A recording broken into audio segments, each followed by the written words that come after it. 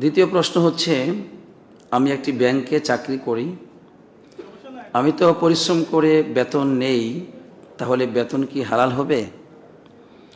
জাযাকুমুল্লাহ খাইরান। অবশ্যই আপনি পরিশ্রম করেন, কিন্তু রাসূলুল্লাহ সাল্লাল্লাহু আলাইহি সাল্লাম সুদভিত্তিক লেনদেন সম্পর্কে পরিষ্কারভাবে জানিয়ে দিয়েছেন। একাধিক হাদিসে এসেছে, লানত করেছেন।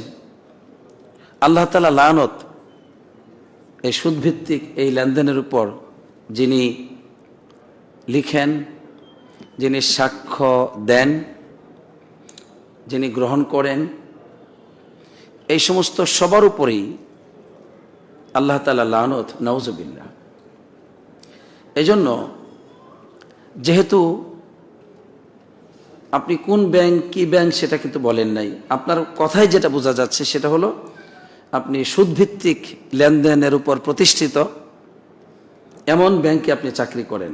অতএব যেই ব্যাংক সুদভিত্তিক লেনদেন করে সুদের উপর তার সব কিছুই, অতএব এই ব্যাংকে কোনো রকম চাকরি করা শরীয়তের দৃষ্টিকোণ থেকে জায়েজ নেই।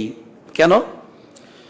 আল্লাহ রাব্বুল আলামিন তিনি বলেছেন, ওয়া তাআওয়ানু আলাল বিররি ওয়াত তাকওয়া, তোমরা একে অপরকে ভালো কাজে, তাকওয়াপূর্ণ কাজে, সৎ কাজে সহযোগিতা করবে।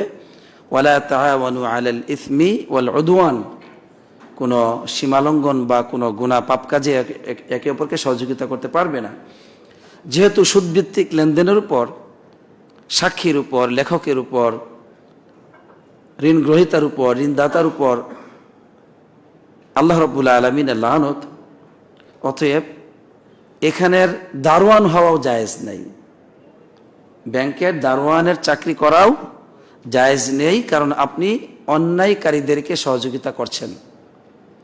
যেহেতু এই লেনদেনটি সম্পূর্ণরূপে হারাম ঘোষণা করেছেন রাসূলুল্লাহ সাল্লাল্লাহু আলাইহি ওয়াসাল্লাম, এর উপর লানত করেছেন, তাই সুদভিত্তিক লেনদেনের সাথে কোনো রকমভাবে আপনার জড়িত থাকা জায়েজ নেই।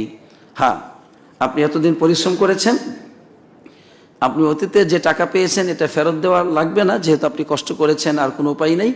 কিন্তু আজকের কথা জানবার পর থেকে আপনাকে অন্য একটি কাজ খুঁজে জীবনযাপনের ব্যবস্থা করতে হবে। আল্লাহ সেই তৌফিক দান করুন, আমিন। জাযাকুমুল্লাহ খাইরান।